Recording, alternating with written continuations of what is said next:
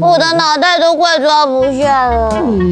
对啊，老师教了好多咒语，我都听不太懂哎。对啊。哎，精灵快，精灵快，精灵，你们有没有看到阿迪古跟悠悠妹啊？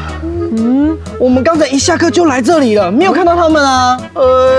那他们会不会忘记跟我约好了？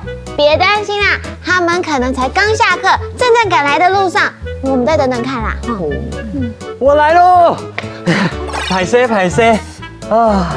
仲酸哈口哎，重酸哈口哎。我是说，终于下课了，好累哦。阿迪古都来了，怎么还是没看到悠悠妹呢？哎，对耶，该不会他还留在魔法学校吧？阿迪古，你有没有在学校看到悠悠妹呢？某呢？会不会被老师留下来练习魔法了？那我们去那边等他就好啦，好不好？走吧，走。什么树啊？忘光光了。好久哦。你们看悠悠妹来了。咦，你们是来等我的吗？对呀，而且我们等很久了。耶！那我们去操场玩好不好？好啊。哦，说到这个，悠悠妹，啲好教嘛嘅？的好告嘛嘅，是说你在学校喜欢玩什么，对吗？没错，很强哦。那如果说我在学校最喜欢玩捉迷藏，要怎么说？你可以说矮啲好教，轻好教，空引擎。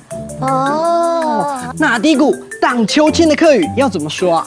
荡秋千就是雕公公哎。哦，所以我可以说奶滴好告，轻好告，雕狗公哎，对吗？没错。那我在学校最喜欢打篮球呢。矮啲好教，轻好大篮球。大篮球。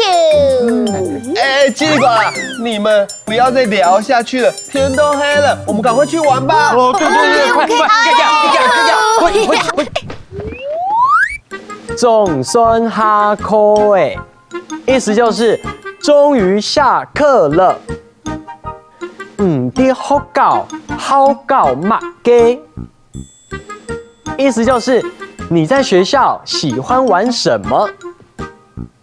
矮啲好教，轻好教，空引擎。